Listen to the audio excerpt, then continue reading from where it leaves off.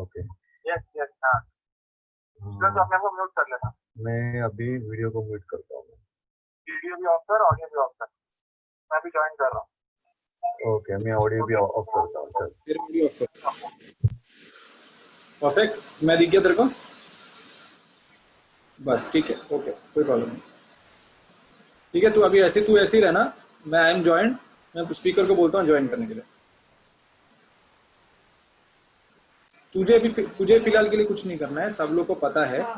अगर कोई पार्टिसिपेंट या अटेंडीज में से तेरे पास कोई लिस्ट है जो लोग ज्वाइन हो रहे हैं, उनमें से अगर मुझे कोई चाहिए कि पैनल में आए तो मैं तुझे बताऊंगा। तो तेरे पास एक राइट साइड में पार्टिसिपेंट्स में एक पैनलिस्ट रहेगा और एक अटेंडीज रहेगा, दो चीज रहेगा। नहीं तेरे राइट, हाँ, मोर पार्टिसिपेंट्स में देख, पार्टिसिपेंट्स तू और मैं, फिर अटेंडीज में भी एक आदमी है, देख रिजवान नलखंडे करके है, देख। अरे नीचे पार्टिसिपेंट, अटेंडीज में 2 जन आ गए थे कभी। संजय रुइया आ गया है और ये भी आ गया ना, correct? Net profit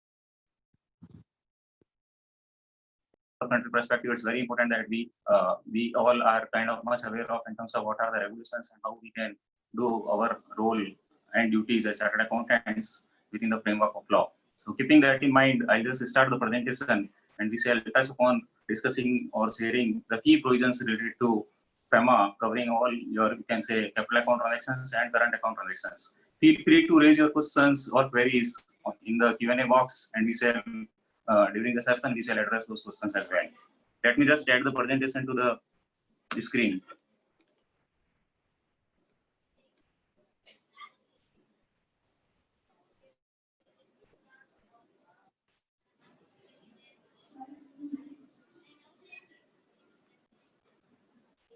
Okay, I think it's connected. Yes, Mukesh, it is connected. We can see your screen.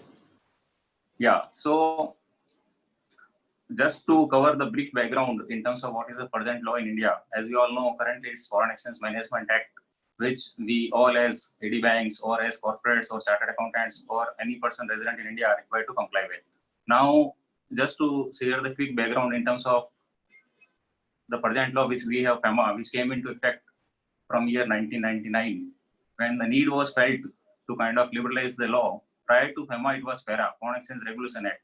Now, as compared to FEMA, you can see, or we are aware that FERA was bit kind of not that relaxed, or that was not that liberalized in terms of powers given to the AD banks to permit transactions. Now, in case of FERA, almost all kind of transactions were with prior approval of RBI.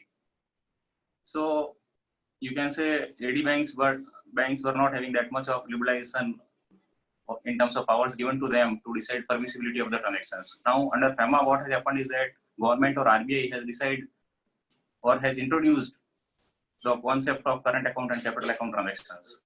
And they have given a lot of kind of liberalization or delegation to the AD banks to decide permissibility of the transactions. This is their review or satisfaction of the documentation furnished to them. AD banks can permit those transactions. Barring a few which are specifically say not allowed or are with prior approval of RBI, almost all kind of current account transactions are permissible. In case of capital account transactions, what government has done is that they have framed or they have given the specific list of transactions which are permissible under automatic route. in case automatic route conditions are not complied with, then yes, it will require prior approval of RBI. So you can say FEMA comes, of course, with a lot of progress in terms of ease government has brought in as compared to FARA. Now, having said this, we shall quickly touch upon the concept of current account transactions and capital account transactions. Now, why this concept is so important? Reason being, the entire FEMA framework is based on this classification. Before we can apply any specific guideline to any transaction, we need to kind of classify the transaction into either of these two categories. And this is that only we will be able to comply with the respective guideline applicable to the transaction. Now, under FEMA, we see that there is a very much specific definition given of the capital account transaction. A transaction that alters the assets and liabilities abroad in case of a person resident in India is a capital account transaction. Similarly, a transaction which alters assets and liabilities in India of a person resident outside India is a capital account transaction. So you can say if there is impact on assets or liabilities, then yes, it's a capital account transaction. Impact in the sense either an asset liability is created in India for a non-resident, or an asset and liability is created or altered outside India for a resident. Now, anything other than this is a current account transaction. Now, there is no separate definition for current account transaction. Simple definition, which is a transaction other than a capital account transaction, is a current account transaction. Now, to give some example, let's say an Indian company is looking at investing into the equity of an overseas company. So what happens is that Indian company creates an asset abroad. So from Indian company perspective, there is an asset creation happening, and hence it's a capital account transaction. Similarly, let's say an overseas company is investing into the equity of an Indian company. So overseas company creates an asset in India. So that way, again, it's a capital account transaction. Take another example where let's say an exporter in India wants to export goods to a country outside India. Now, once goods are exported and money has come to India, there is no further asset or liability pending, right? So it's not a capital account transaction, it's a normal current account transaction, which you can say more of your, if you want to kind of correlate it with the accounting definition or accounting treatment, we can also get some clue here that whether a particular transaction is a capital account transaction or a current account transaction. Now it's basically when you export goods, it's nothing but your sales item and you get the realization, and there is no kind of assets or liabilities lying overseas, right? So it's not a capital account transaction. Now, while we can always draw reference to the accounting principle here, but again, those principles can only help us get some understanding about it. However, ultimately, the definition which is given in FEMA is only going to be relevant. For example, let's say a manufacturer imports a plant and install it into his factory. Now that plant is basically utilized or used to produce goods.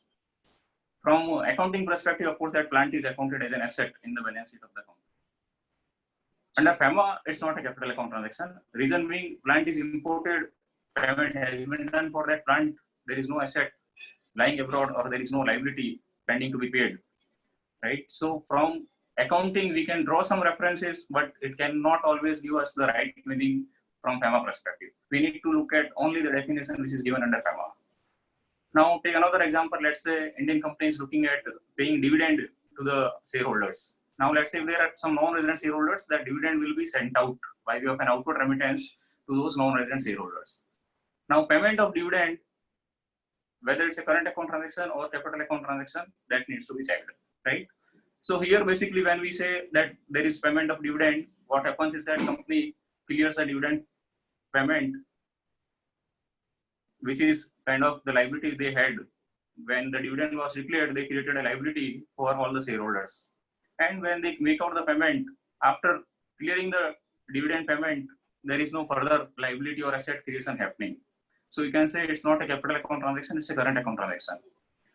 So when investment comes in into equity from the overseas investor, then it's yes, it's a capital account transaction, but payment of dividend to the same shareholder is not a capital account transaction, it's a current account transaction.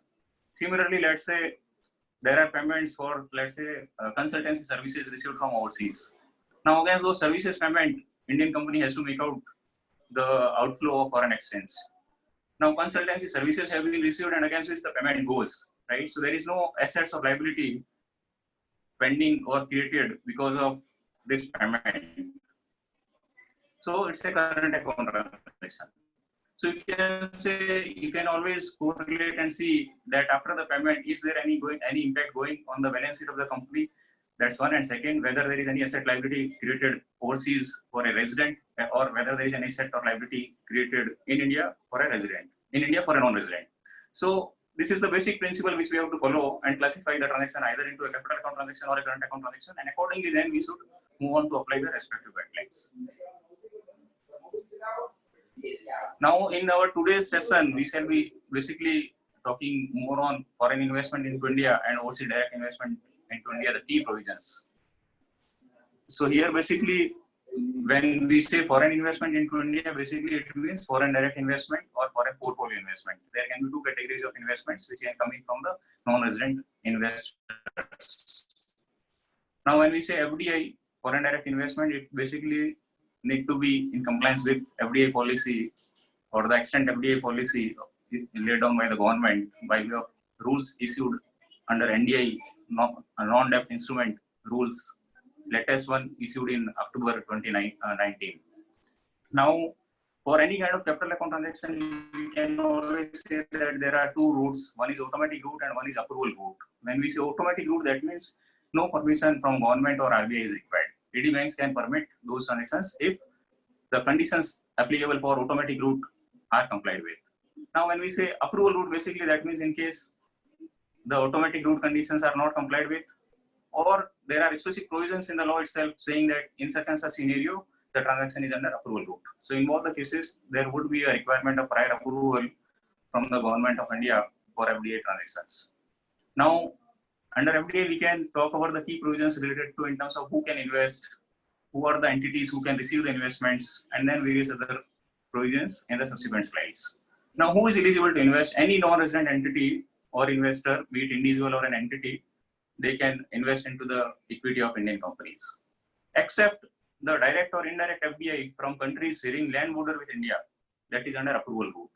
So this is a recent regulation, you can say, which has come in from the government by way of a press note dated April 18, which is further amended in law on April 22nd, 2020, this year. Basically, the idea was to kind of ensure that government is aware of in terms of any opportunistic takeover by the countries sharing land border with India. Government should know it, and then there should be a prior approval in place. So here, not only direct FDI from these neighboring countries sharing land border with India, even indirect FDI is also not allowed. When we say indirect FDI, basically means we have to also see that investor who is investing into India, we have to see the shareholding pattern of that investor. If there is any beneficial ownership of that investor entity lying with these countries sharing land border with India, then that is also under approval route. So you can say, let's say, I'll take an example. Let's say there is an FDI coming in from an US investor. Now, US entity is definitely not from a country sharing land border with India. So it is under automatic route, provided all other conditions of the automatic route guidelines are complied with. Now, we have to also additionally see the shareholding pattern of the US entity. Now, if let's say there is any beneficial owner from neighbor countries or the countries sharing land border with India, then it is an indirect FDI from the country sharing land border with India, and hence it would be under approval route. Even though directly it is coming from US, but since indirectly it has shareholding from the neighbor countries sharing land border with India, then yes, it would be under approval route. So we have to always make sure that we have to verify the shareholding of the direct investor. Now, if there is any shareholding from any of these countries sharing land border with India, then yes, it is under approval route. Now here basically one important point which needs clarity in terms of what about FDI coming in, or what about beneficial owner from Hong Kong, Macau or Taiwan. Here basically government has not given any clarification as of now, and we still await clarity. Reason being, why these countries we need clarity? Reason being, these countries are under China administration.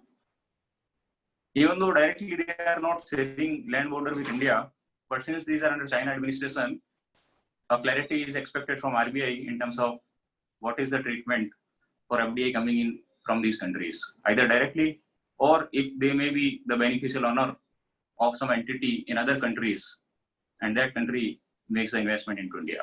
So in both the scenarios, whether directly or indirectly, we need clarity in terms of whether FDI from Hong Kong, Macau, or Taiwan, directly or indirectly, whether it is under approval route or not. So as of now, there is no clarification which has come in. But yes, the view is that it would be under approval route. Reason being, the similar treatment has been given in similar situation. Rather, government or the RBI has given in the regulation in case of non-resident setting up license office or a branch office or a project office in India. Hong Kong, Macau, or Taiwan have been treated at par with China. Similarly, if the non-resident entity is looking for investing into the immovable property in India, that is also under approval route. So that way, we expect that transactions coming in for FDI from Hong Kong, Macau, or Taiwan would be under approval route. Second, definition of beneficial ownership has not been clarified. Now, here we see that how much percentage makes it a beneficial ownership. There may be, let's say, even 1 share, not even 1%. That's, let's say, 1 share held by someone from countries sharing land border with India.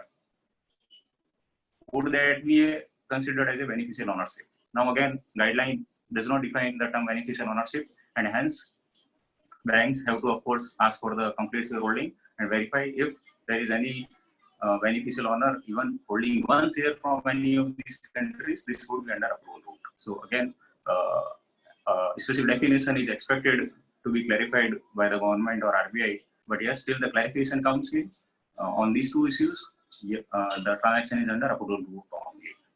So again, that's very, very important. Now, coming back to the previous slide, in terms of who is eligible to receive foreign direct investment. One is, of course, Indian company, second is registered LLP. These two entities are only eligible to receive FDI under automatic route. Third one is, of course, investment vehicles which are registered with SEBI. Only those SEBI registered investment vehicles can receive foreign investments from investors overseas. And those investors also have to be registered with SEBI. So now, again, it's not that overseas investor who is eligible to invest can invest into any segment. There are few sectors which are completely prohibited for receiving FDI into India. So this list is given in the regulation itself, and none of these sectors are eligible for receiving FDI. So you can see in the presentation itself, lottery business, gambling, chit funding company, etc. All these are not eligible or not at all, even under approval route, they will not be allowed for receiving FDI. Next, under FDI policy, we have to see the sectoral caps. The entry route, we have discussed automatic route or approval route. Additionally, there is sectoral cap that also need to be seen. So cap here basically that a company may be eligible to receive FDI under say automatic route, but we have to see to what extent or how much percentage FDI can come in. So you can see the sector like plantation, mining, agriculture, these are eligible to receive FDI and cap is 100%. So there is, you can say, full eligibility in terms of full cap is available. There is no restriction. But in case of print media sector, FDI can come in only under government route, and that too is only up to 26%. Beyond 26%, even government will not approve. Similarly, pharma sector, you see FDI under automatic route is allowed 100% for greenfield pharma companies, and for brownfield also cap is 100% it is allowed, but again under automatic route it is 74%, and beyond 74% it is approval route.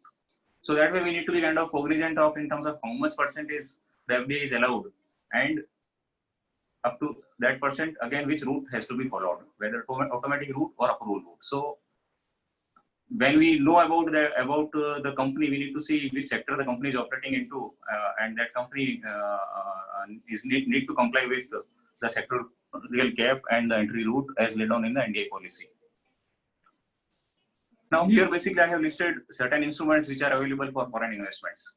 So which are the instruments, you can say, by which the Indian entity can raise funding? One is of course the equity instruments, the traditional one as we all know. Now here under FEMA, basically the equity instrument, the term is defined to include preference shares, share warrant and debentures as well. So preference shares and debentures have to be of course compulsorily convertible preference shares. You cannot have FDI coming into optionally or redeemable preference shares or optionally or redeemable debentures. These have to be compulsorily convertible preference shares or debentures. So idea is that eventually they will get it converted into equity. So yes, company has option to issue equity, or it can issue CCPS or CCD, or even company can issue share warrants as well. However, 25% consideration must be received upfront, and rest needs to be received within 18 months. So that's the requirement for issuing equity instrument, or you can say type of equity instruments which are available to the companies. Next option is also convertible note. However, this is an instrument available only to the startup companies. Now, what is convertible note? Basically, it's a debt instrument. However, it has feature of an equity instrument that eventually it can get converted into equity. But again, it's an optionally convertible note. So overseas investor, let's say, wants to exercise the option of getting the equity, then overseas investor can exercise that option and get the equity. But he's not bound to exercise that option. So it's not a compulsory convertible instrument. It's a convertible note as a debt instrument. Now, why this kind of option or instrument has been introduced? Basically to kind of support startups who are looking for fundraising and who are kind of venturing into some new initiative. They of course need fund and they need investors to support them. Now, investor is also basically, let's say, is not sure of in terms of how the startup will function. So investor also may not want to kind of tie up as an equity investor. Hence, the investor is kind of given an option to invest as a convertible note holder, so that after certain point of time, if the company is growing and investors wants to continue as an equity holder, investor can exercise that option and become the equity holder. Now here, of course, there are some time limits. This exercising of the options to become the equity holder has to happen within 5 years only. That's one. Second, if this option is not exercised within 5 years, the convertible note needs to be paid back by the startup. So either it is paid back, you can say repayment should be there within 5 years, or it should get converted into equity within 5 years. Now, if neither of this happens, then it will require prior approval of RBI for the startup entity to continue the overseas investor as convertible note holder beyond 5 years. So in a way, you can see that it's a good instrument introduced by the government, basically to support the startup entities for raising funding from overseas. And nowadays we see a lot of good number of transactions happening by issuing the convertible notes. Because in case of equity, normally startup entity may not fetch good investors, but by raising this option, they can get the funding by way of a loan. So basically, you can say that it has a feature of ECB.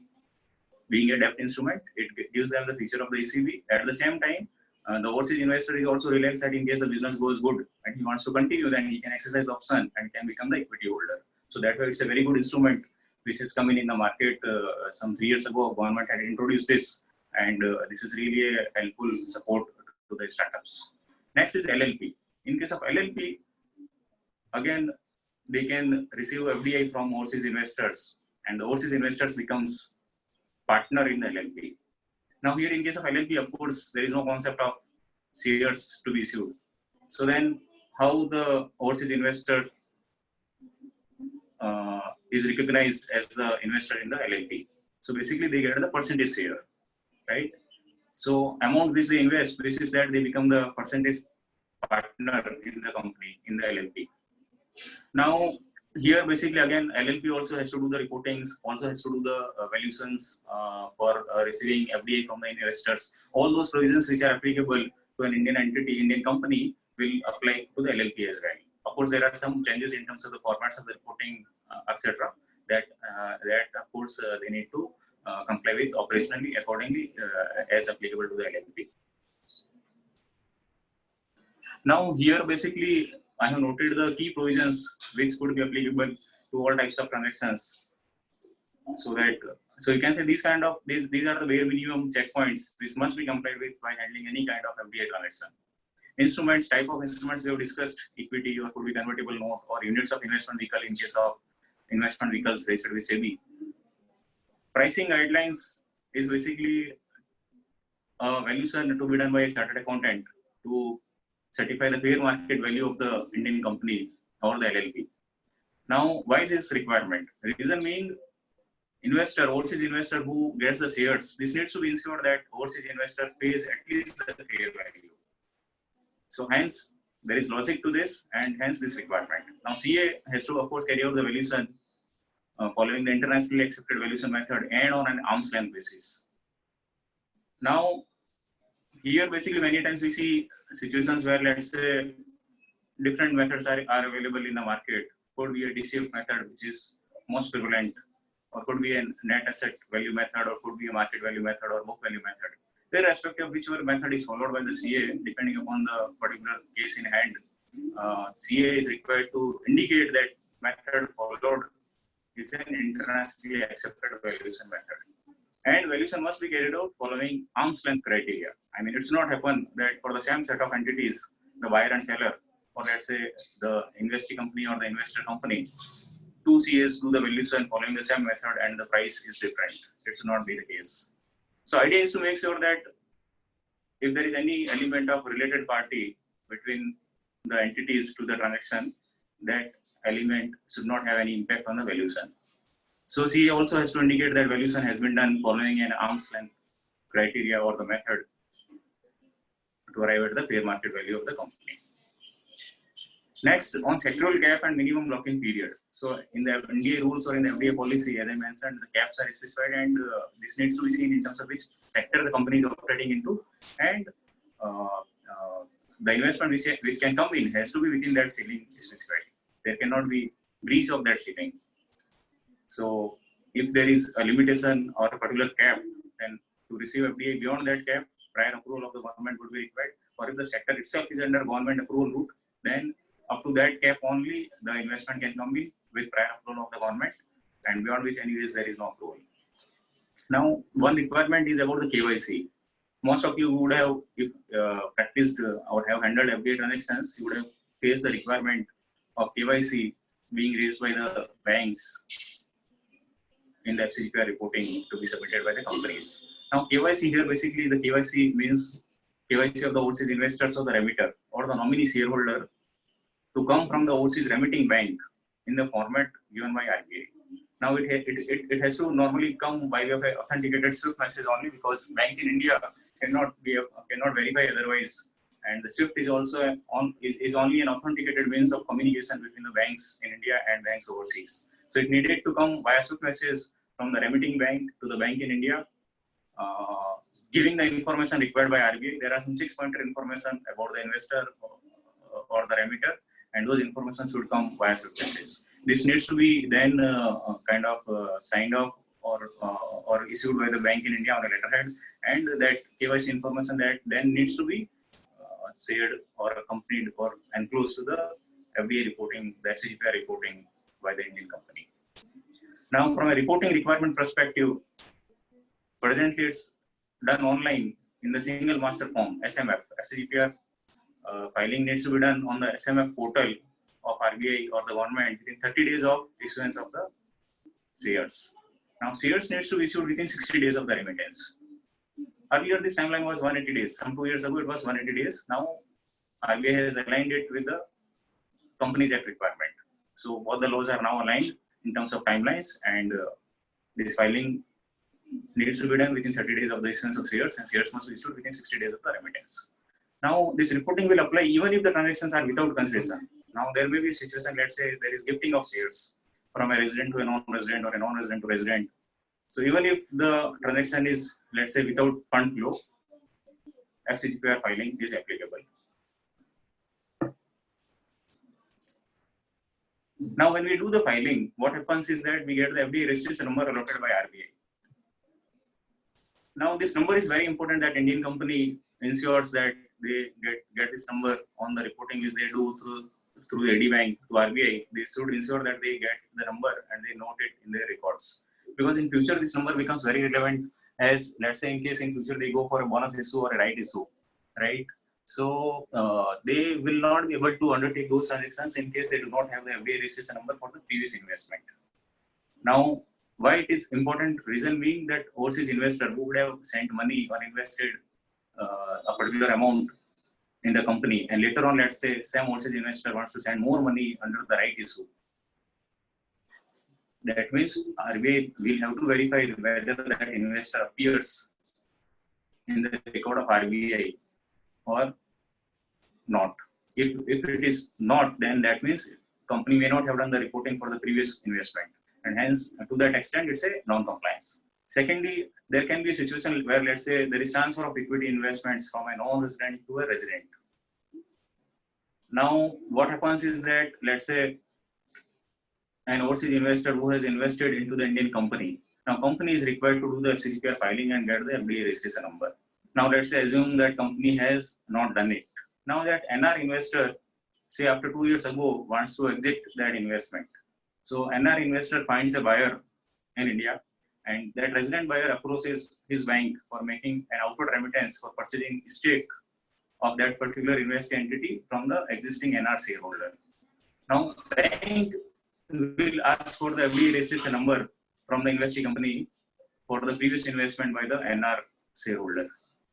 Now, why it is so? Because if banks allow the outward remittance for the resident buyer, then what may happen is that if there is any previous irregularity, that will get unnoticed or irregularized in the record of RBI.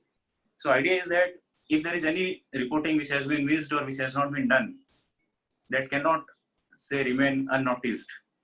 And AD banks are under obligation to make sure that they verify and ask for this document before permitting any outward flow towards exit of investment by the non-resident investor. So that's a very, very important document. Next, investee company can take on record transfer of equity instruments from non-resident to resident or from resident to non-resident only after AD certification on the FCTRS filing. So FCTRS is a separate filing. The FCTR which I discussed is mainly to deal with situation where, let's say, company is receiving FDI by issuing shares. Second way is to receive the flow, fund flow is by way of issuing shares in the secondary market. So non-resident can invest into the Indian company by buying the shares from the existing shareholder. So you can say that's a secondary market transaction, be it a listed company or unlisted company. Now, if the NR entity is investing into the Indian company, either directly, then FCCPR filing is applicable, or by buying it from the existing shareholder, then FCTRS filing is applicable. Now, in case of transfer situation, Indian company is not supposed to be or is not allowed to take on record transfer of shares without ensuring that FCTRS filing for the underlying transfer of shares has been reported to RBI, to the AD bank. Next, in terms of timelines, equity instrument must be issued within 60 days of receipt of funds, else refund within 75 days of receipt. So you can say this option is available that Indian companies who have received the share application money, they actually issue the shares within 60 days. If the shares are not issued against that share application money, then they can still refund the money within 75 days. Now, this concept of refund is not there in case of LLP, because in case of LLP, there are no shares to be issued. So if the LLP has received any funds by way of FDI, then overseas investor becomes the partner in the LLP on day one itself. And LLP is required to do the requisite filings. So you can say in case of LLP, there is nothing like subsequent refund. Now, transfer of shares could be either by way of sale or could be by way of gift as well. So gift could be, let's say, a transfer of shares from a resident to a non-resident. If a resident is looking at issuing the shares by way of gift, it will require prior approval of RBI, because gifting of shares from resident to non-resident is not under general permission. And that too has certain conditions to be complied with. Amount of the gift not to exceed $50,000 cumulatively for the particular financial year. Again, gift needs to be done only to the close relatives and defined under the Companies Act. So if those conditions are complied with, then yes, application can be sent to RBI for specific approval. Otherwise, transfer of shares by way of gift from resident to non-resident is not permissible under general permission. A reverse situation where, let's say, resident is receiving gift from a non-resident entity, that is very much allowed, because something coming to India is welcome. So resident can receive gift from non-resident entity. However, the reporting needs to be done so that RBI records gets updated for the shareholding in the company. Next, mode of FDI. So here basically, in terms of through what all channels the foreign direct investment can come in. One is inward remittance. Again, could be two types: direct FDI or indirect FDI by way of transfer of shares from existing shareholder to the non-resident shareholder. So that way there can be an inward remittance. NRIs who are holding NRE account in India they can also invest from the NRE account itself to the company, to the shares in the company. There can be a gift situation as we discussed, and swap of shares is also a mechanism available to the companies for issuing their shares against the shares of the overseas company. So for both the legs, one is, let's say, company is issuing its own shares to the overseas investor. At the same time, company is getting shares of other company from the overseas investor. So that becomes an ODI for the Indian company. So swap of shares will be permitted provided both the legs are independently under automatic route if handled with fund flow. Let's say instead of doing the swapping, if these are handled standalone by doing fund flow or respect to remittances, then whether those are doable or not, whether those are permissible or not, that needs to be seen. If when both the transactions handled separately are permissible under automatic route, then yes, these can be handled as a swap of shares as well. So except fund flow, all the requirements will continue to be applicable for all swap of shares transactions as well. Next, issuing shares against payables. Now let's say an Indian company has payables to an overseas company which has given services, let's say towards consultancy or say technical services. Now, Indian company, let's say, wants, instead of making outward remittance towards those payables, has agreed with the overseas service provider that Indian company will issue its own shares against those payables. So that is also very much doable. However, the condition is that those payables should be otherwise from India. For those payables, you require approval. Then in that case, for issuing shares also you will need approval. Idea is that you cannot kind of bypass the regulation here that, okay, since fund flow is not allowed, you go for the equity issuance. That is not the situation here. Situation is if the transaction which is otherwise permissible to be settled by way of an outward remittance under automatic route, then yes, the same set of transaction can be settled by issuing equity shares as well. So that's also option available for. So in all these 5 mechanisms, you can say there is FDI into India. Okay, so I think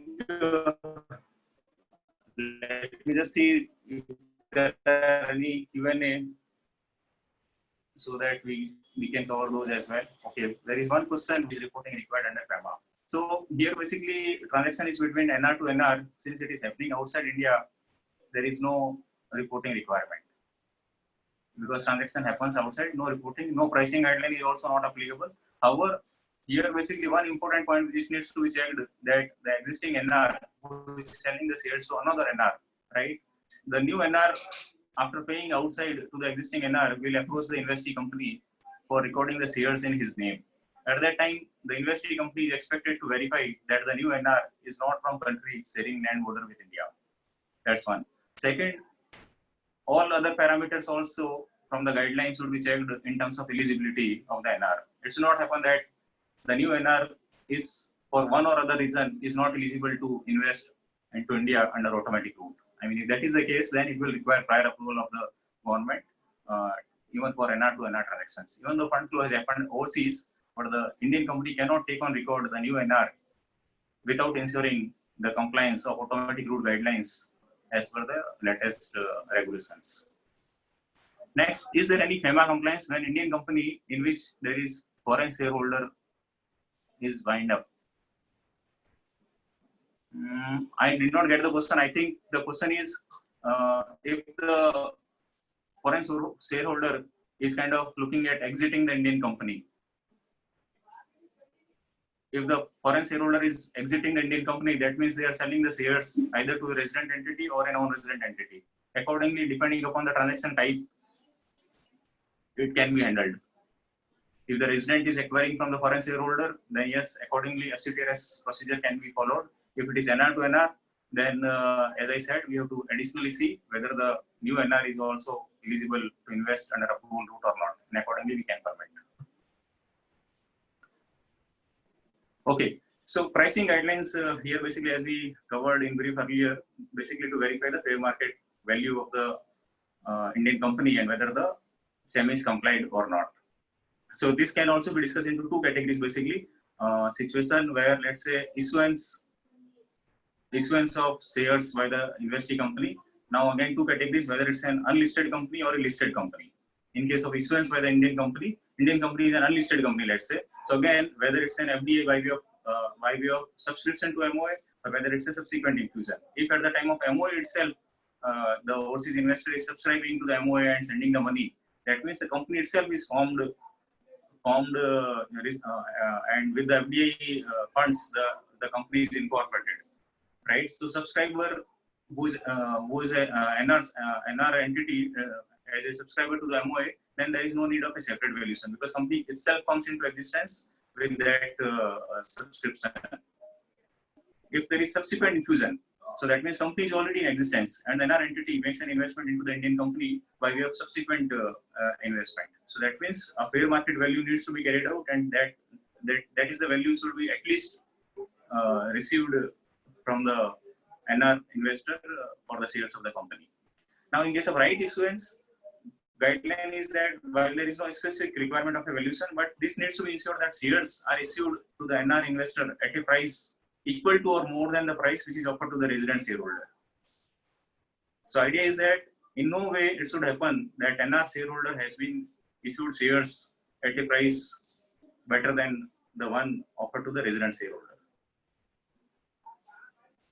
Now, in case of listed company, of course, the SEBI compliances needs to be done for the pricing and the prospect document or the offer document which is available. This is that transaction can be permitted. So there is no need of a separate valuation as such. SEBI guidelines needs to be followed to arrive at the pricing. Now, second, transfer situation. So one situation which we discussed was the issuance. Second, there is transfer of shares from the resident to non-resident or vice versa. Now again, it could be an unlisted company or a listed company. If it is an unlisted company, then CA, cost accountant or a merchant banker can do the valuation. Now, if it is a listed company, then again we have to see whether the transaction is on the floor of the stock exchange or whether it is offline transaction of the floor of exchange. If it is on the floor of exchange, then yes, proper note which will have the price, traded price is sufficient. Or other situations like IPO, book building, block deals, etc., which are happening off the stock exchange, not on the floor of exchange, right? So then in that case, yes, CA certificate is required, certifying SEBI compliance with respect to the respective regulation for, let's say, IPO, book building, block deal, etc. So that CA certificate needs to be attached to the FCTRS reporting, depending upon the situation for the respective transfer of shares. Here, basically, I have summarized the reporting, FCGPR reporting and FCTRS reporting, which are applicable. This we discussed in terms of timelines. Okay, here I have noted few case studies. So, let's say the KYC point which we discussed, KYC from where an overseas investor is different from overseas remitter of funds. Many times we see situation, let's say the entity who is investing into India has not remitted funds. Funds are remitted by some other entity. So this is doable. However, there is a requirement of KYC of both the entities. Also, an NOC would be required from the remitter along with rationale in terms of why such kind of arrangement. Why is that funds are not being remitted by the investor himself? However, this point is, or this relaxation is not available to LLP. In case of LLP, only the person who remits money has to become the partner. You cannot have a situation where, let's say, remitter of funds is different from the one who becomes the partner. So in case of LLP, this relaxation is not there. Now, the time frame which we discussed in terms of refund of FDI, which can happen within 75 days for the share applications, whether any timeline is there in case of FCTRS transaction. When we say FCTRS, basically, let's say, resident buyer who wants to buy out shares from NR entity, or an NR entity who is buying from a resident, a situation where, let's say, transfer of shares from R to NR or NR to R. Now, if let's say there is an inverse situation where a resident is selling shares to a non-resident entity and has received the fund flow from the non-resident entity, later on, let's say, due to some reasons, the deal gets cancelled.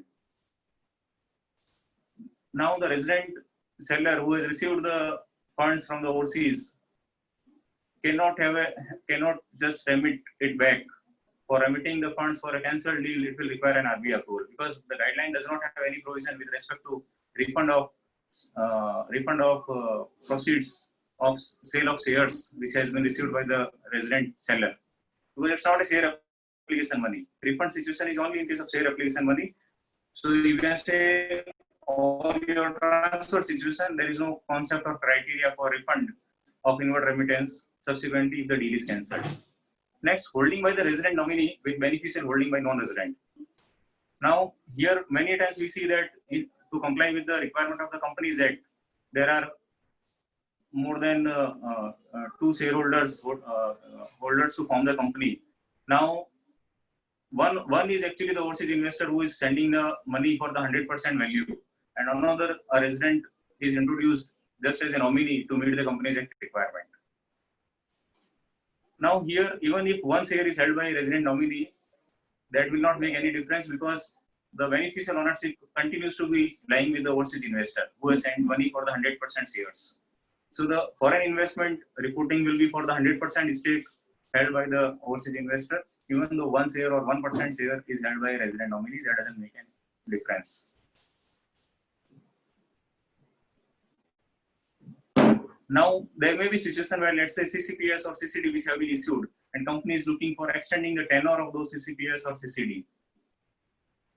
So whether those tenure can be extended under PEMA or not. So yes, it can be allowed, it can be extended as long as the same is in compliance with the Companies Act requirement. Next, an Indian company wants to issue shares under ESOP scheme and receive funds from employees of its overseas subsidiary. Is that allowed? So yes, ESOP reporting on the online portal needs to be done within 30 days, and company can very well issue shares under ESOP to the employees of the overseas subsidiary. Now, this reporting is applicable at the time of grant as well as at the time of exercise of the ESOP options. And again, the scheme has to be definitely in compliance with the Companies Act requirement or the SEBI guidelines. Now, here you can say ESOP is another way of receiving FDI, because when you give the ESOP to the employees overseas and the employee subsequently exercises those ESOP options and they remit money to the Indian entity, that way company is receiving FDI from the non-resident employees. So that is also a kind of type of FDI which comply with.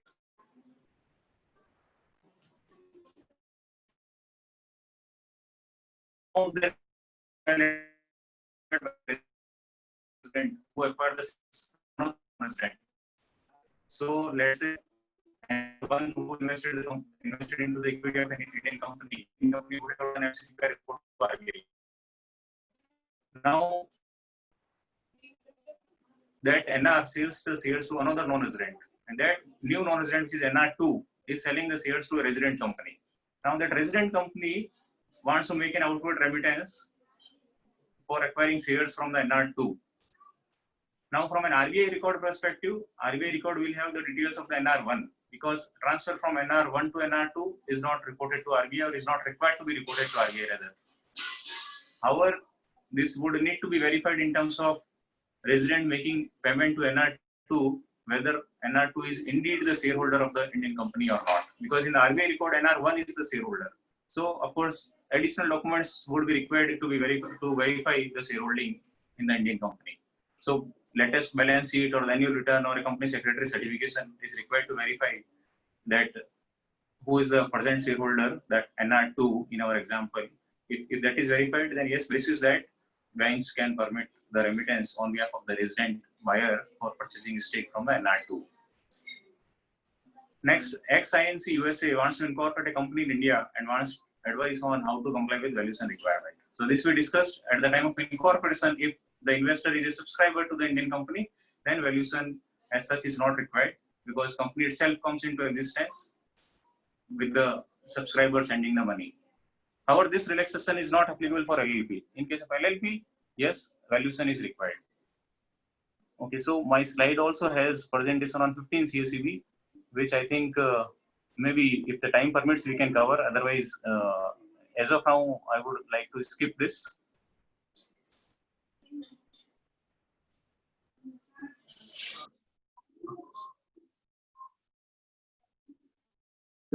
Idea is that I wish to cover the overseas direct investment provisions. Okay, before we can move on, let me just see if there are any more questions and we can address those questions as well.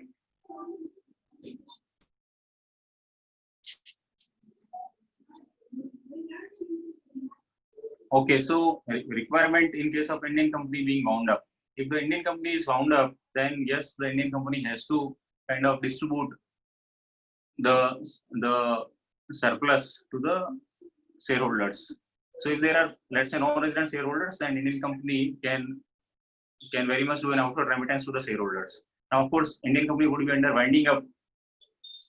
So the liquidator appointed to carry out the winding up procedure will be authorized to operate the bank account of the company, and liquidator can give the necessary request to the bank for sending remittance to the overseas shareholders. Now, there are certain list of documentation which are required, which are especially mentioned in the guideline also.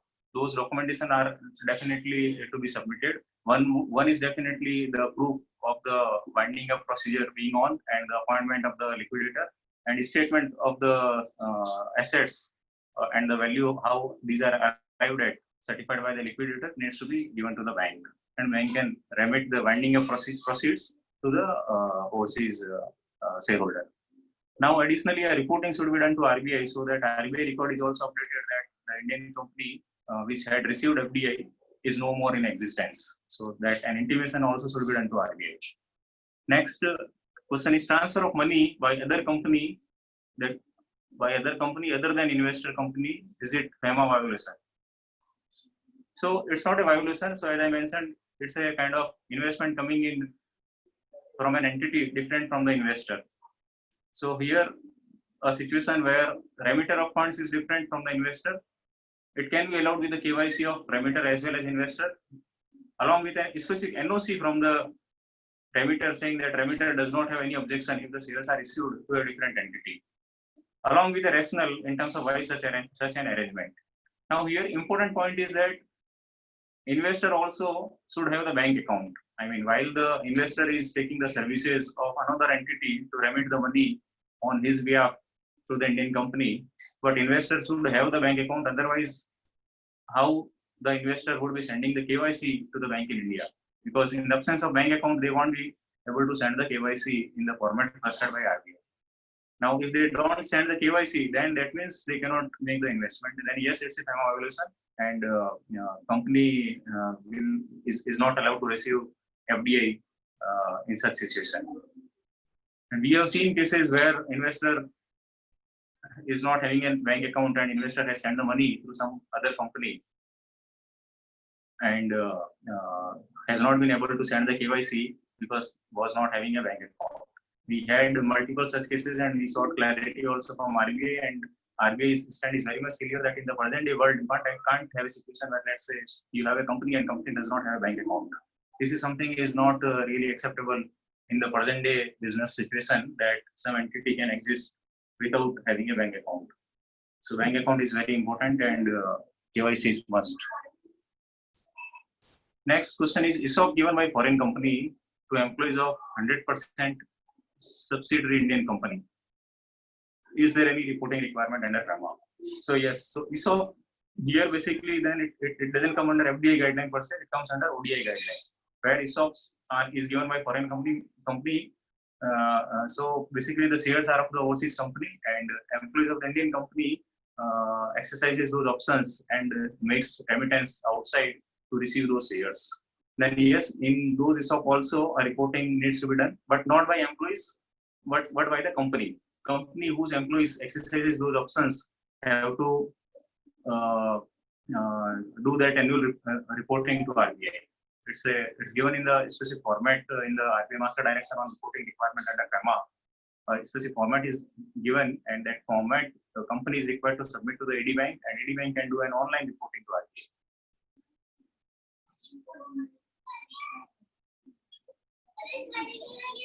Okay, so moving on to overseas direct investments, the key provisions which we have noted here. Any more questions related to FDI, please feel free to share, or otherwise we cover up to discuss the ODI regulations, and along with that also we can take all the questions related to FDI and ODI.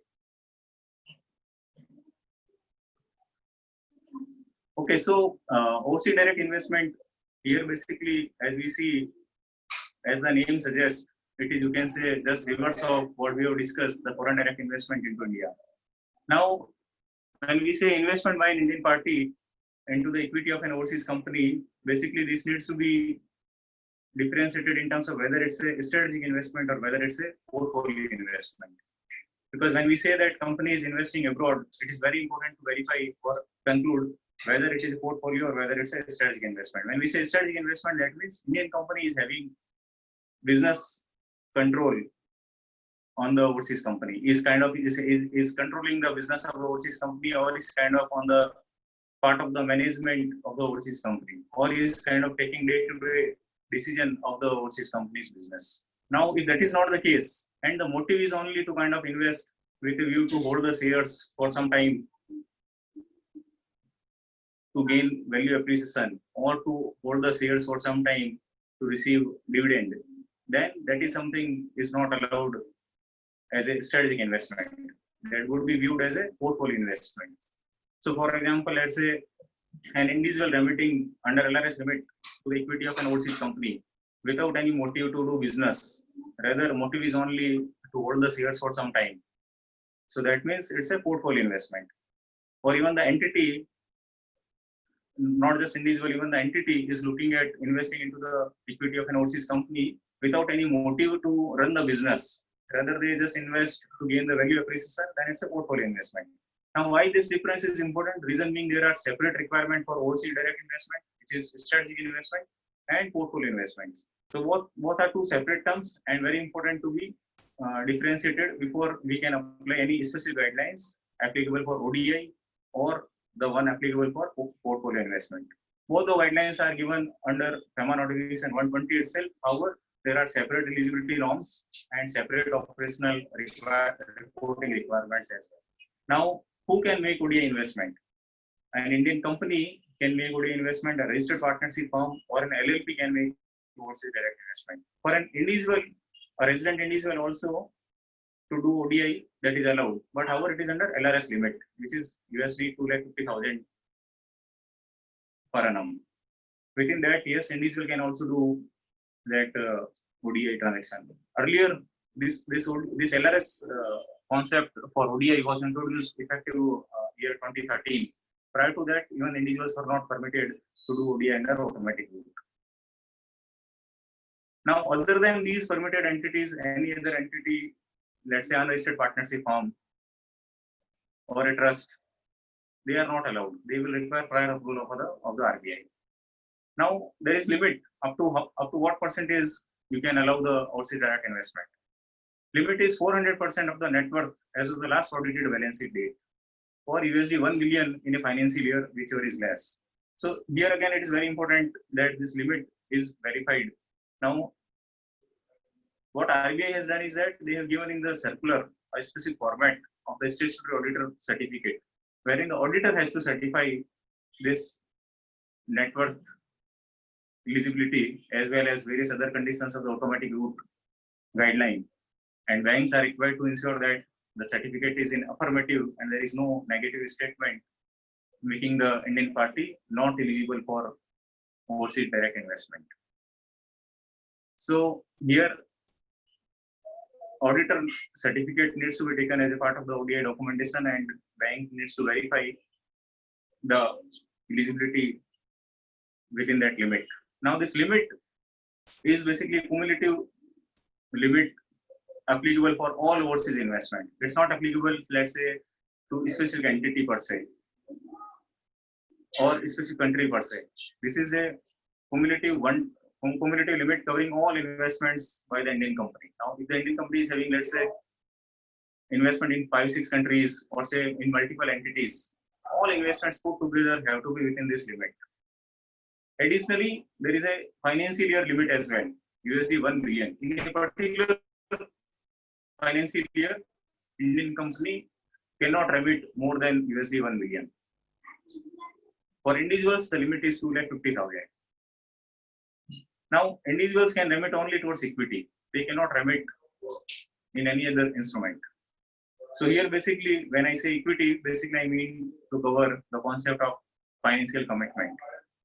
When we say financial commitment, basically the Indian company can commit to the overseas company either by way of equity or by way of loan or by issuing bank guarantee or a corporate guarantee within the limit of 400%. So Indian company can remit to the overseas company's account either by way of equity or by way of loan or by way of bank guarantees or a corporate guarantee. Now, first remittance has to be towards equity only. If the Indian company is looking at extending only loan to a NR entity, that is not allowed because loan can be extended only to those entities where the Indian company has equity stake. Not in other companies where, let's say, Indian company does not have any equity stake, Indian company cannot remit without having equity stake as a loan. Similarly, bank guarantees or corporate guarantees can also be given only to those entities where the Indian company has equity stake. Now, there are additional conditions as well. Indian companies should not be on the RBI's caution list of exporters, or there should not be any kind of investigation going on the Indian entity, be it of any regulatory authority, be it RBI or be it ED investigation or any kind of investigation, be it SEBI. Any kind of investigation if the Indian company has, then Indian company becomes ineligible to remit under automatic route of the ODI guidelines. Now, of course, banks won't be able to verify it independently. What is the requirement here given by RBI is that in the format of the ODI form, there is a declaration to be furnished by the Indian companies making the ODI, wherein they need to indicate whether they are having any kind of investigation, yes or no.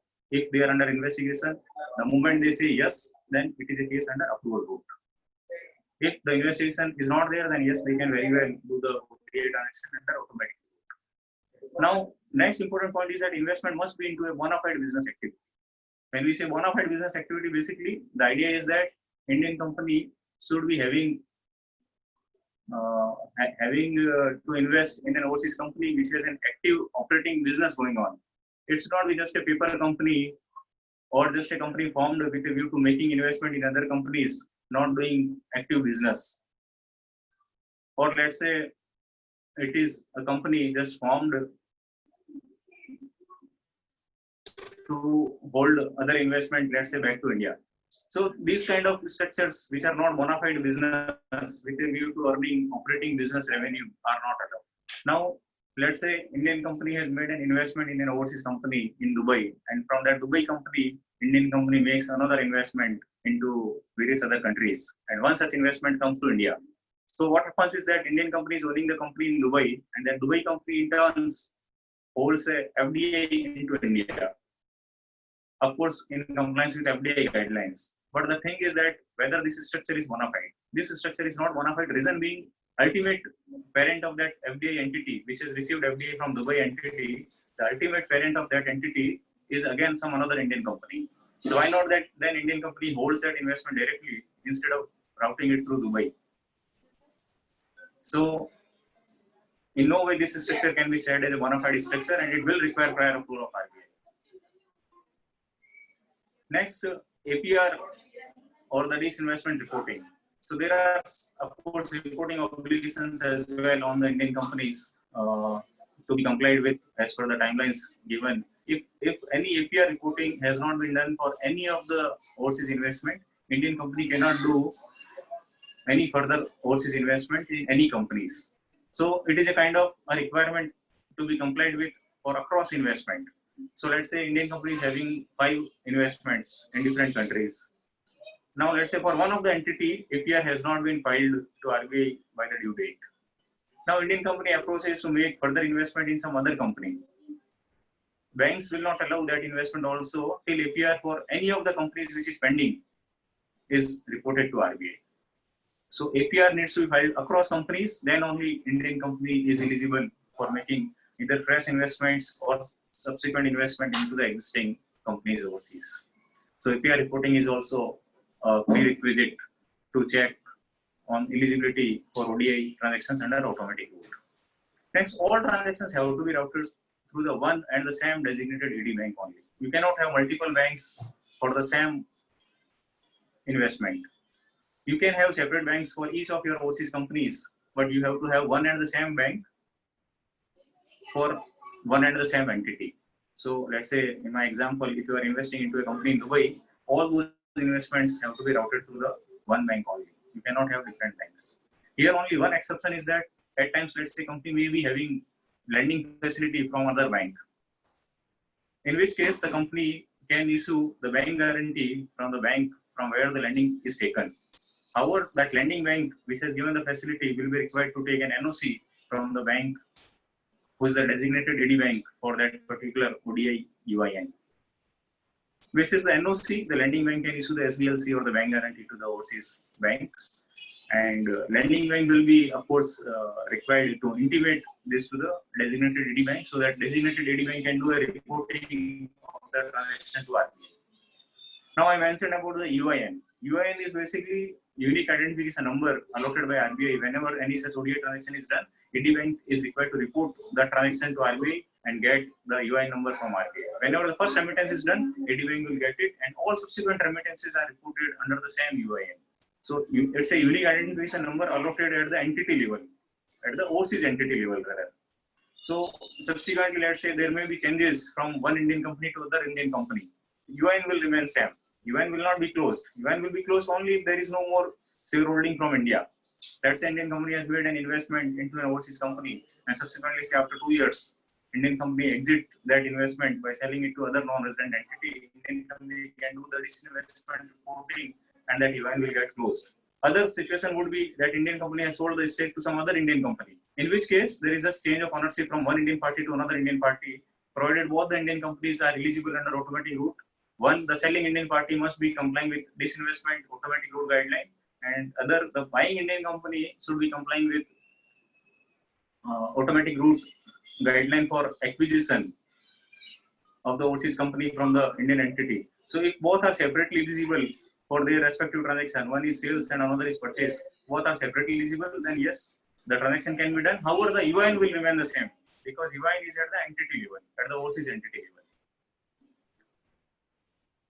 Now here to share the practical challenges which we have seen in such cases, one is the statutory auditor certificate, which is given by the auditors, is many times is not in the format given by RBI.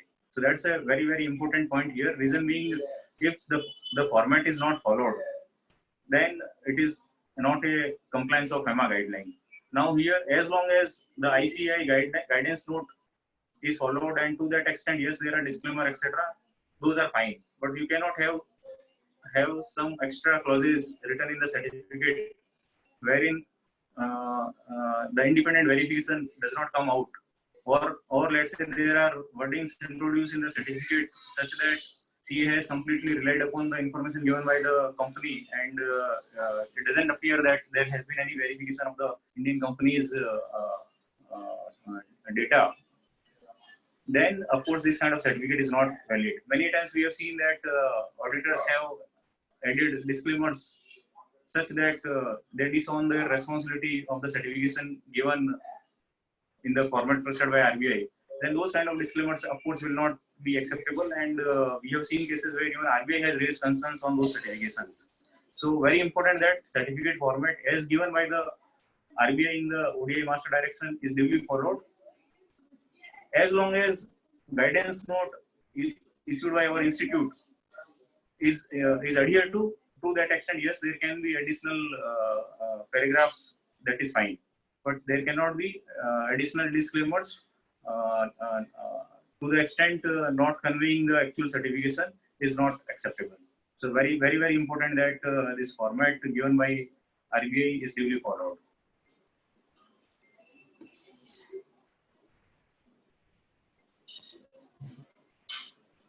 Here, basically, I have summarized the key obligations of the Indian entity for any overseas direct investment.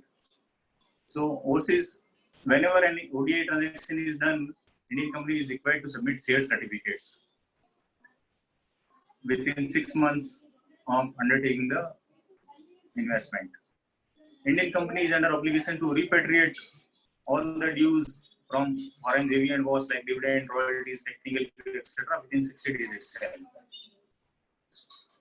Now, if let's say there are delays or those have not been brought into, auditor is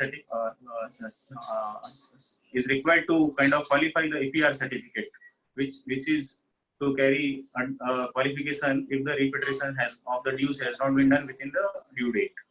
So this is an obligation here cast on the Indian companies to comply, and we as chartered accountants, as auditor of the company, have to qualify the certificate if the dues have not been brought back. This is a requirement given in the APR format. Third, APR reporting needs to be done for each and every joint venture or a wholly owned subsidiary by December 31st every year. Next, annual return on FLA needs to be filed by July 15 every year.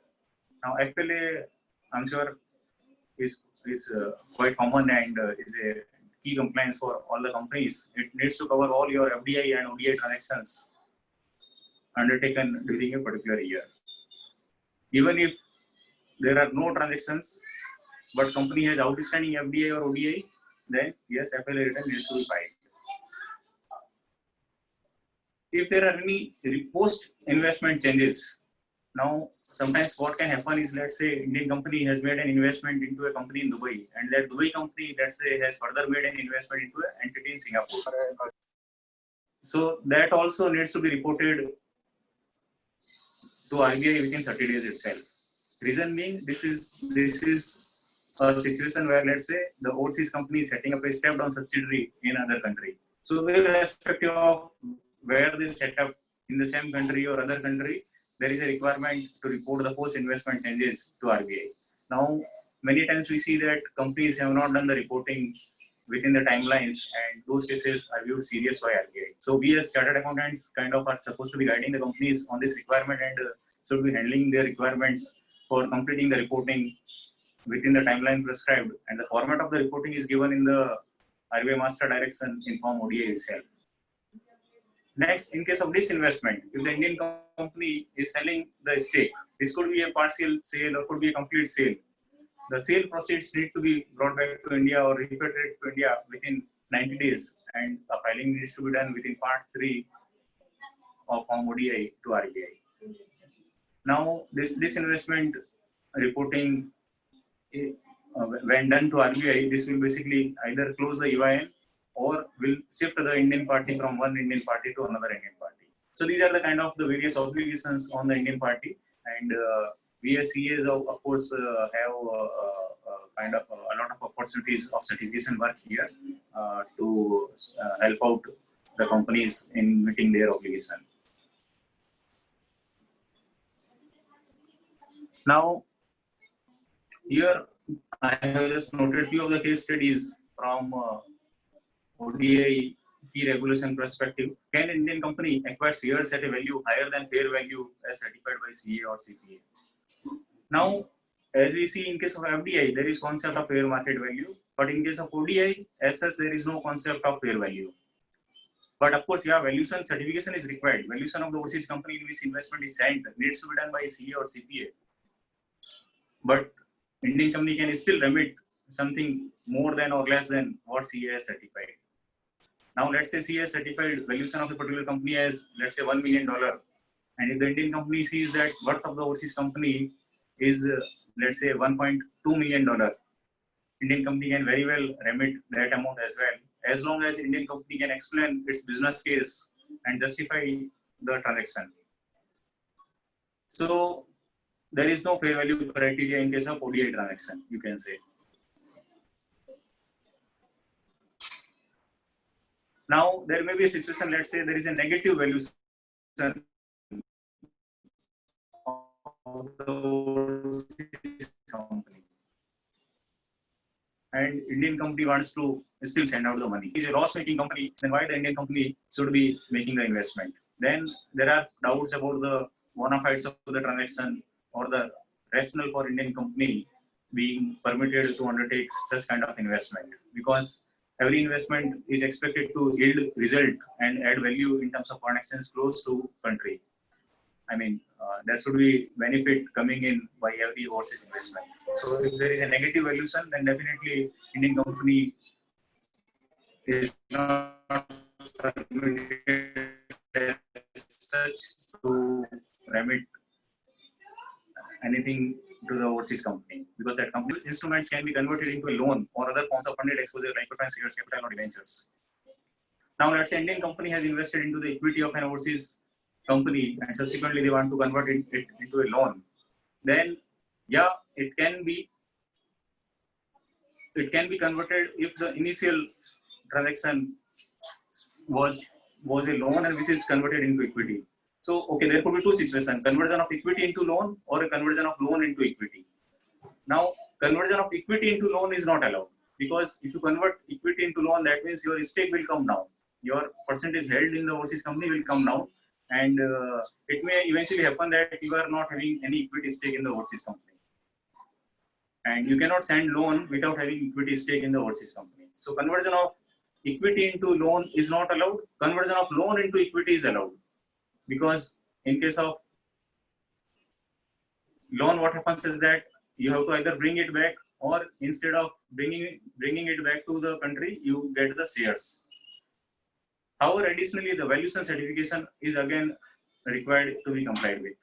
So you can convert your loan into equity by having additionally a valuation certification submitted to the ED Bank and do the reporting, so that ED Bank can report to RBI the change in the shareholding by the Indian company in the overseas entity. Next, let's say ODI investment by a newly incorporated entity. Investor Indian company is incorporated, let's say in September 2019. Question is whether the Indian company can make an ODI investment in April 2020.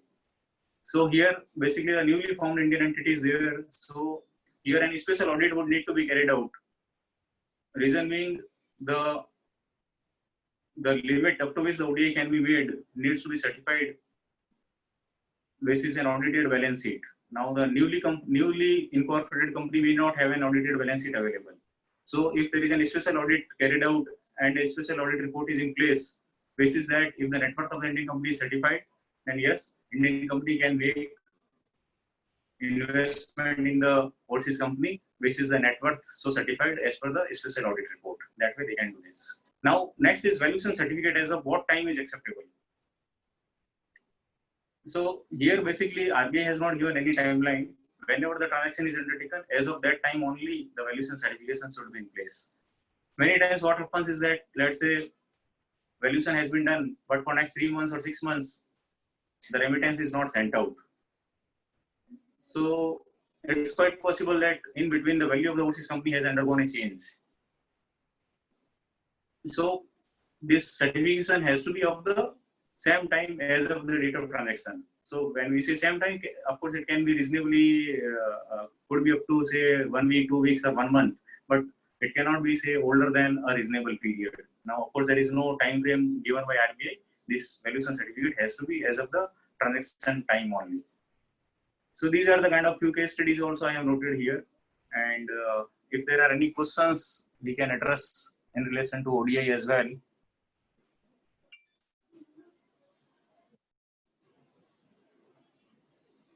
Yeah, there is one question on what is minimum number of shares company should hold before giving loan to overseas entity.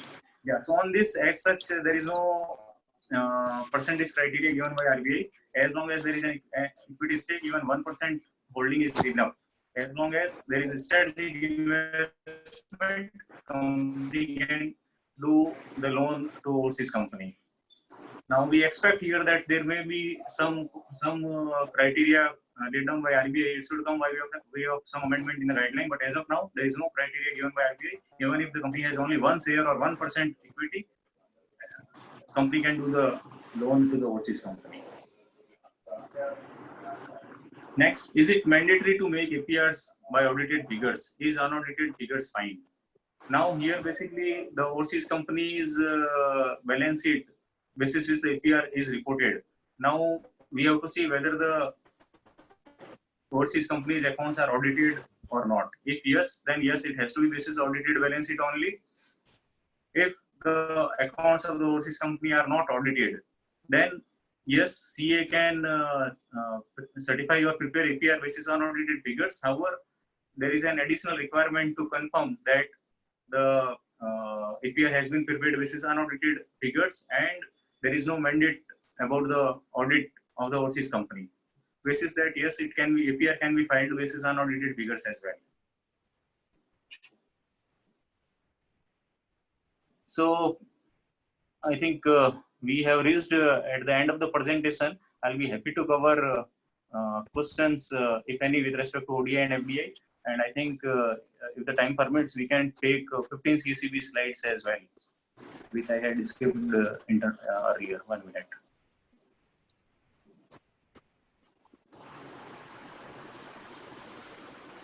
Hello. Yes, sir. Sanjay. Hello. Yes, sir. Can you hear my voice? Very weak signal over here. Sanjay, am I audible? Actually, I'm not able to hear you. Hello. Yes, sir. Yes, Sanjay, I can hear you.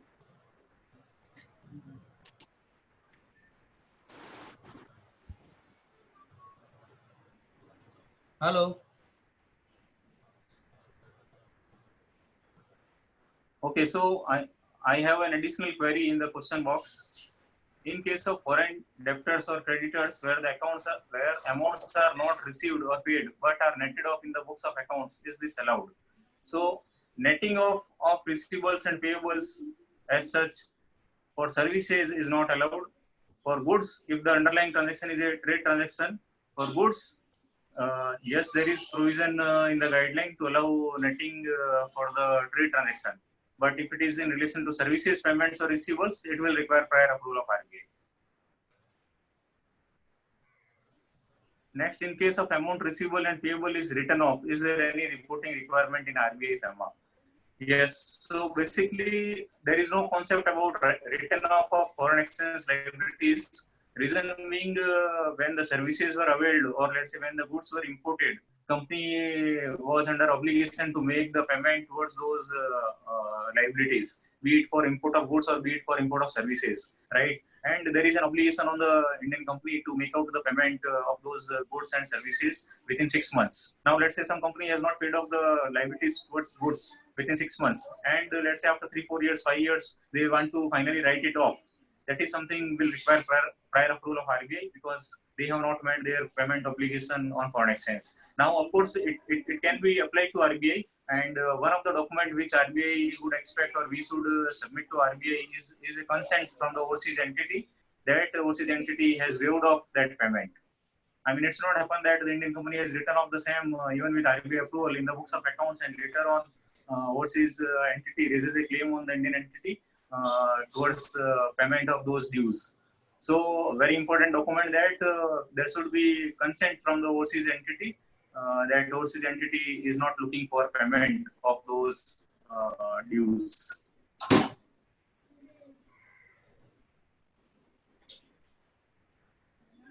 Hello. Yes, Sanjay. Sir, there is one more query. Yeah. What are the consequences for non-compliance under these cases, if any? Yeah. So, Sam, I mean, see, basically, when we say there is netting which has been done without RBI approval, then it's a kind of non-compliance of the guideline itself, and RBI will require case to be compounded. So, we'll have to file a compounding application if at all company has done the netting without seeking RBI approval. So, this will invite compounding procedure to be followed, and there may be penalties levied by RBI for not ensuring prior approval of RBI. Now, as long as this relates to services, then only this approval requirement is there. If it is for trade transaction, then there are certain terms and conditions mentioned, basis which it can be done. But again, very stringent conditions are there. I mean, if those are followed, then only yes, netting can be undertaken. Otherwise, it will require RBI approval. Okay. There is one more query from Vaishali Kandare. She is asking how APR can be filed if financial year is not matching with the Indian financial year. Yeah, so that's not a requirement here that that financial year of the overseas company should match with the financial year of the Indian company.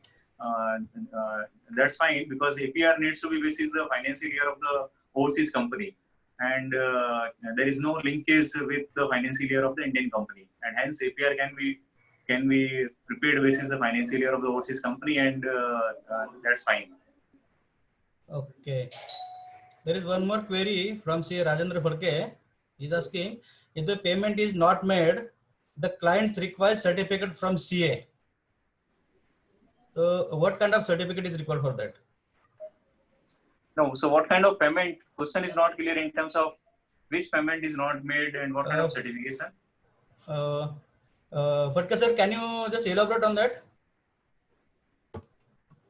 Sir, the problem is the client has not paid the foreign supplier for last 1 year, and now he is ready to pay. The foreign supplier is also ready to condone his delay.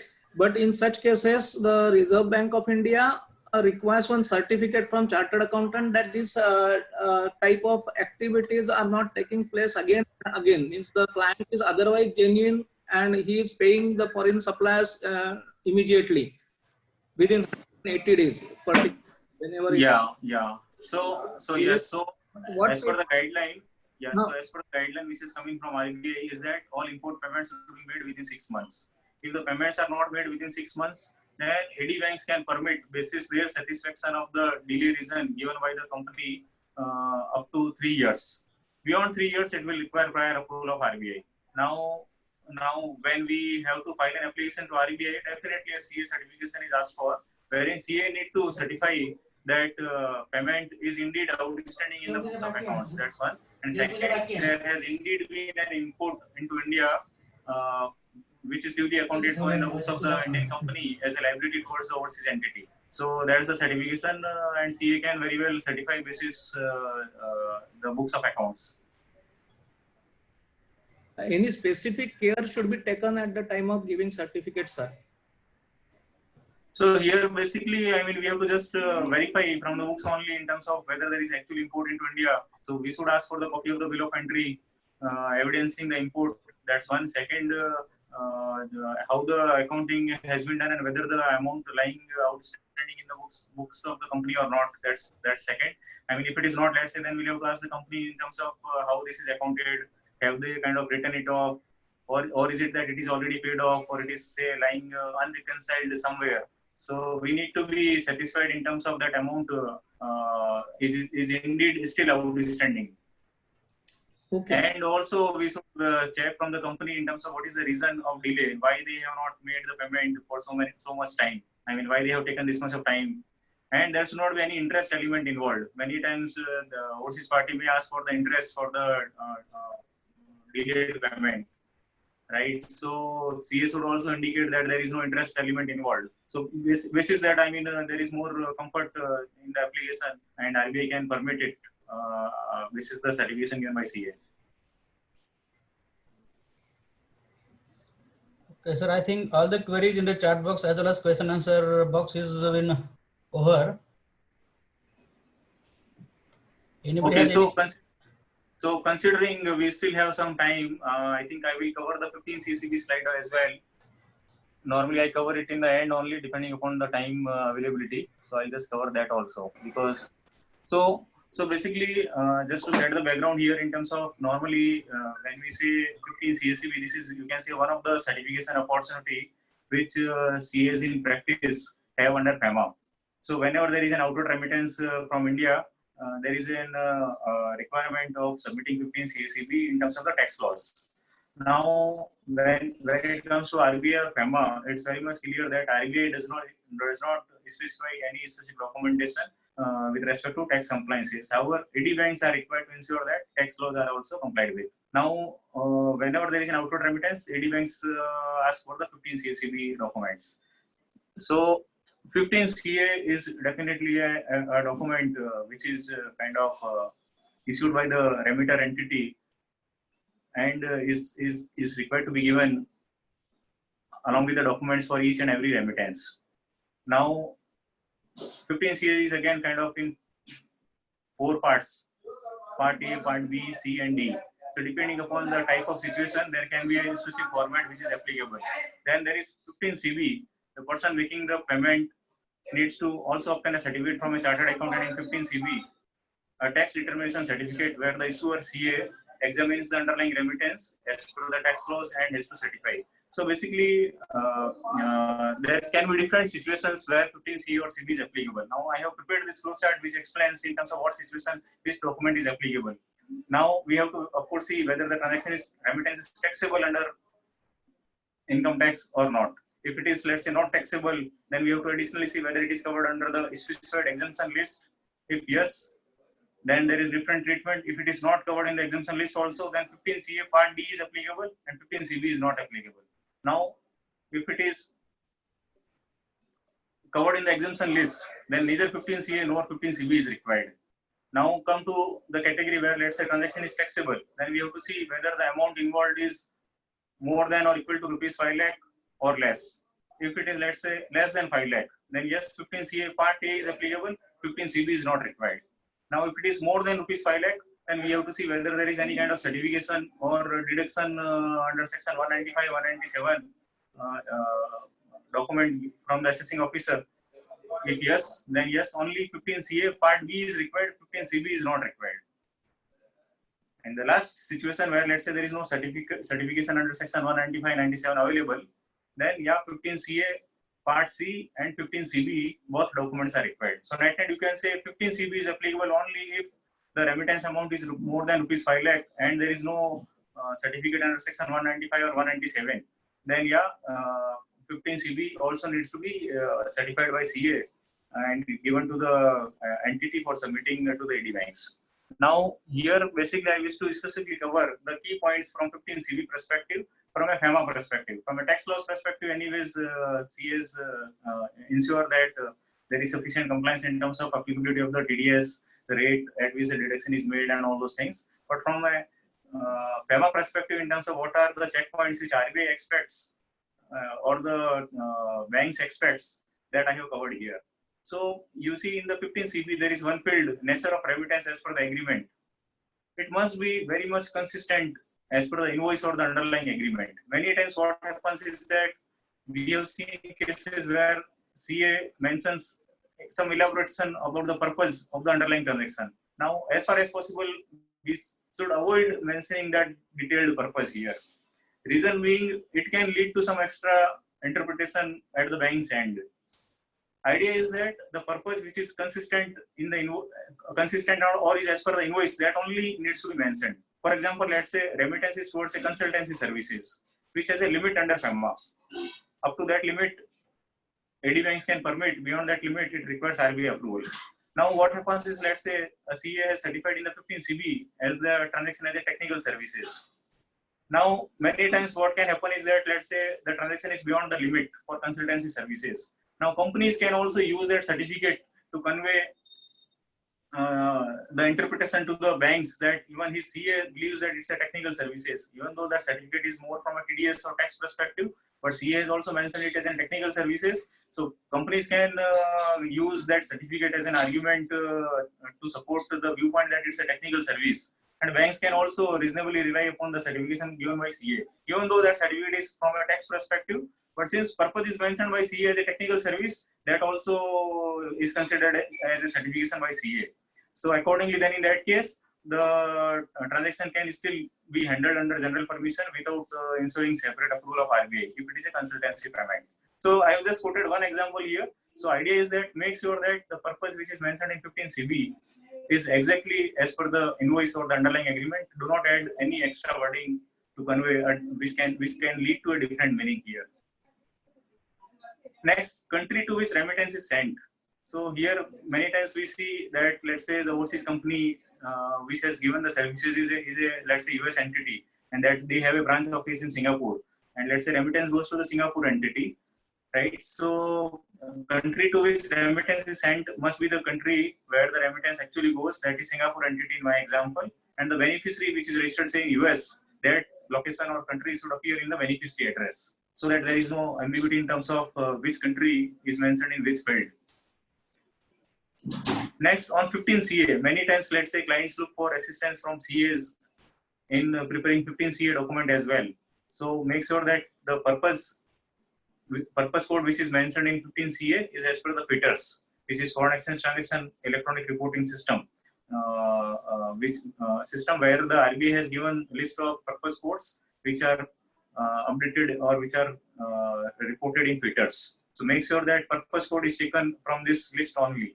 This list is available very much on RBI site, and there should not be any different purpose code than what is given in the Twitter's list.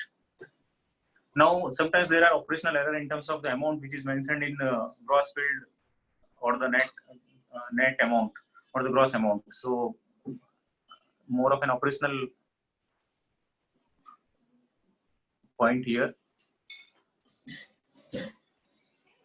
Now, there may be situation where, let's say, payment goes within India in foreign currency. Let's say a DTA unit making payment to an SEZ unit in foreign currency. For those cases, of course, 15 CCB requirement is not applicable, because requirement is only when payment is made to a non-resident entity. Now, there is another form 15CC, which is a quarterly reporting by AD banks to income tax department, covering all the remittances which AD banks have handled during that particular quarter. Idea is that here basically all these 15 CACB which have been received by the AD banks are not reported to the income tax department. Rather, these are covered as a summary in 15CC and sent to income tax department. Now, on a case-to-case basis, wherever the income tax department wants to have more details, they can call for those information. So accordingly, then AD can furnish those additional documents to the department.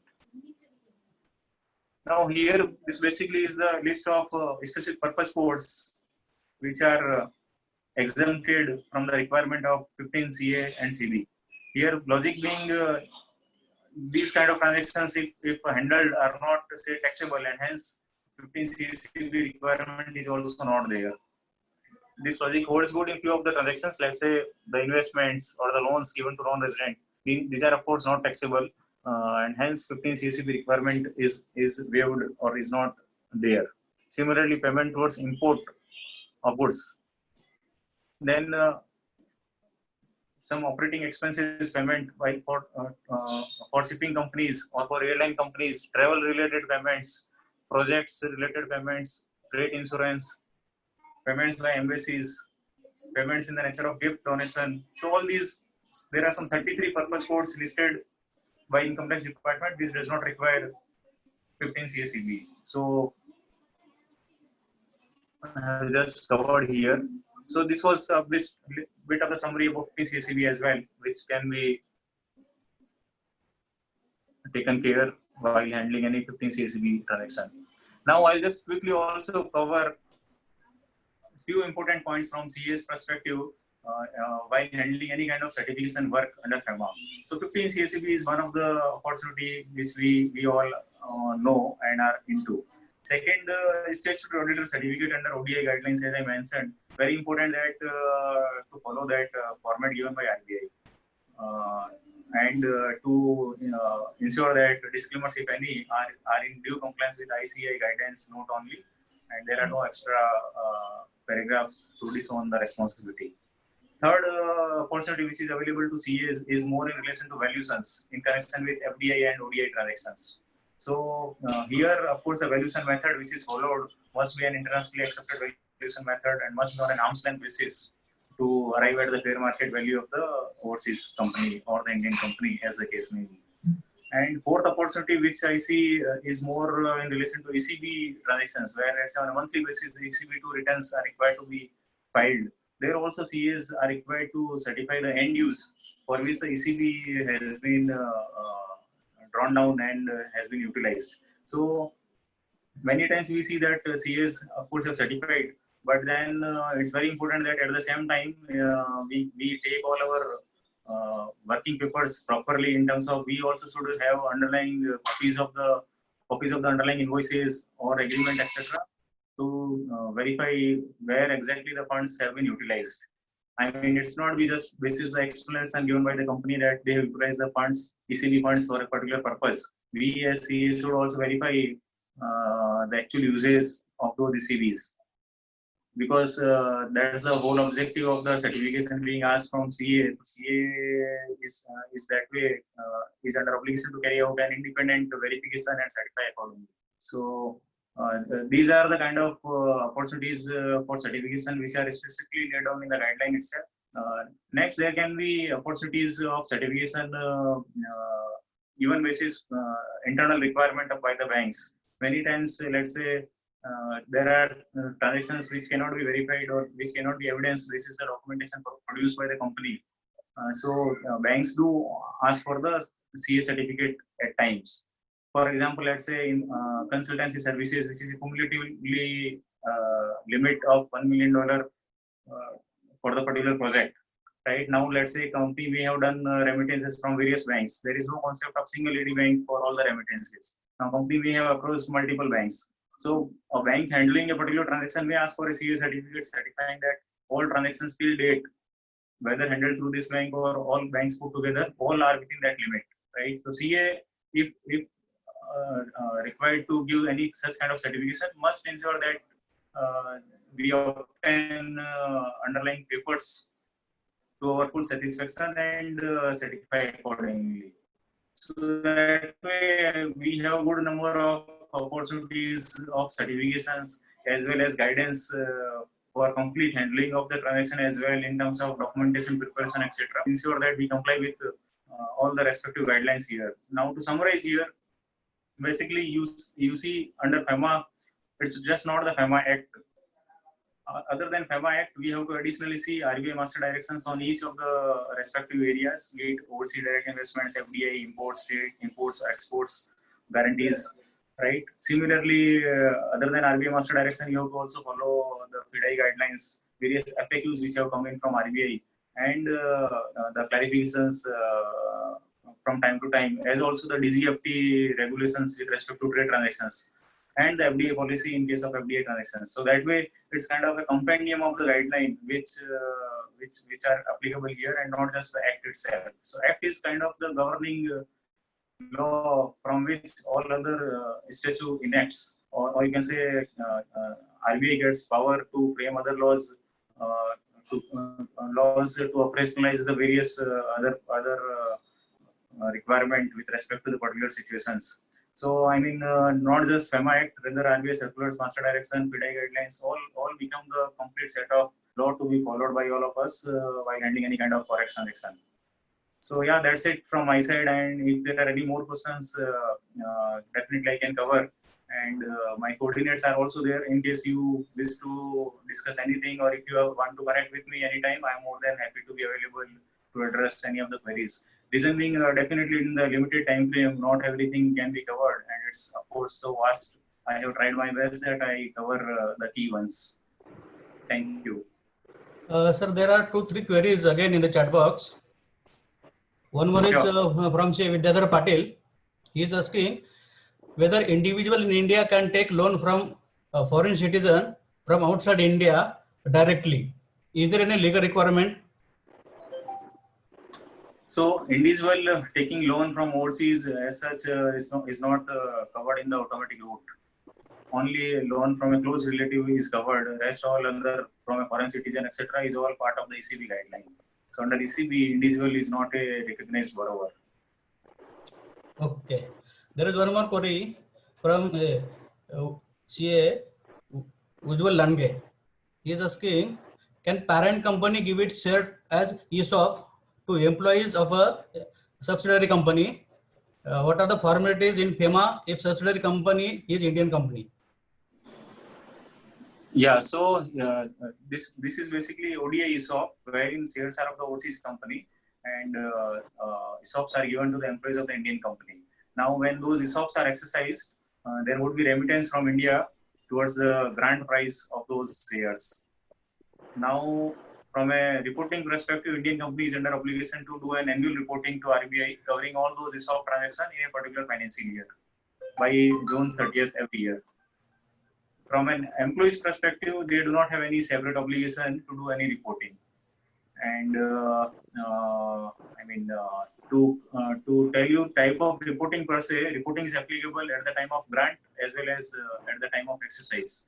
I mean, let's say in a particular financial year, Indian company has remitted, employees have different employees might have done the remittances under the ESOP scheme. right? Indian company will be under an obligation to report all those transactions in the annual return. So you can refer to the RBI Master Direction on Overseas Direct Investment, which covers the provisions related to ESOP as well as the format of the reporting, which is given in RBI Master Direction on FEMA reporting requirement. Yes, there is one more query from Vaishali Kandare. She is asking, financial year will be affecting RBI FIA return. If not same, then it will file. I don't understand what the query is. Okay, let it be. I think Yeah, all so queries. query is not clear. I think if it is in relation to APR, then this financial year can be different. Okay, there is one more query from our committee member itself, Mr. Harshal. Harshal, can you ask yourself? Yes, sir. Yeah. So, sir, we have done an ECB transaction 2 years, 3 years back, and where we had determined some rate of interest. Now, LIBOR rate has reduced too much. So, can we change the rate of interest? Because that time we didn't link in the agreement that it is LIBOR plus something, but the derivation was that only. So, can we today change the rate of interest in the loan agreement for ECB transaction? So if it is a favorable change from India perspective and the overseas lender is in agreement to this, then yes, it can be done by filing a revised form to the AD Bank and to RBI. Okay. I mean, there should not be upward revision. If it is a downward revision and within the all-in cost limit, and your lender, overseas lender, is agreeable to this, then yes, it can be done. Okay, yeah, but it was somehow linked with these LIBOR rate only, but we didn't mention in the agreement that it is LIBOR plus something like that. We just mentioned 4% in the agreement. Oh, okay. So, but so in case of ECB, always like rate of interest is always linked to LIBOR, right? LIBOR plus certain amount. Right, But right, then, right. how did you have only some say absolute figure mentioned without linking it with LIBOR? You had, Yeah, so maybe you can discuss with me offline. Let me sure. get more details about this, because normally all ECB transactions would have interest rate linked to LIBOR only. So we'll have to check it actually. Okay, sure. I will definitely be in touch Yeah, with you. sure. Yeah. Okay. I think there is not a query again. So it's time to sum up now. Yeah. Okay. I request our chairman Santosh Sharma sir, please give a formal vote of thanks. Thank you, Sanjay. First of all, let me extend my heartfelt thanks to CA Mukesh Dhoot, who has addressed the FEMA provisions to our participants in such a lucid manner, and that too exhaustive as well. Means we all have, at least have an overview of FEMA regulations and what we are supposed to do. In the morning when we were starting this session, I have shared some of my view, and as far as our participants are concerned who are located in Navi Mumbai, sir, you should address our audience in such a manner so that, for all these SMP practitioners, FEMA provisions can be little clear. And he has really justified my request to Mukesh ji. He has really justified in his lecture that the real content has been, I think, reached to all our participants. Prior to this seminar, we have rarely, organized a FEMA related seminar, but today we are very much confident and we are very much satisfied that you have really explained the provisions in a very, very simple and, plain manner. And so it has really, we have digested it, and now definitely will be more cautious. You have very well explained the difference between capital transactions and current account transactions, and how the valuation is taken care of, and what kind of, convertible note. Actually, I was not aware the purpose of convertible note. So that is also a very good concept for startup companies. So we can use this mechanism for, helping the startups to get the funds, and later on it can be converted into equity. Right. You have very well explained the provisions of FCGPR and FCTRS, and these two compliances are very much essential, and how what is automatic route, what is approval route, and how it can be taken. So I think UIN also is a very important number which is allotted by RBI for, and till the time it is closed, it used to be opened with the RBI in the RBI books. So with these brief outline, what you have narrated, I extend our thanks to you on behalf of Navi Mumbai branch. Thank you very much, Mukesh ji. You have answered almost all the queries, and we will Thank you, sir. Thank you. My pleasure. be in touch with you, and we will take some more time from you. Thank you very much. Yeah, Sure, sir. Srinivas, Thank over you. to you, please. Yes. Now it's time. Everyone sum up, and that is the end of the meeting. Thank you, Mukesh ji. For some emergency, Srinivas has gone, but it's okay now. We can end the meeting. Yeah, thank you. Thank you, sir. Thank you. Thank you, Thank you, Mukesh ji. Thank you. Thank you for spending your valuable time for us. Thank you. Thank you. Hola, Lucky, hola.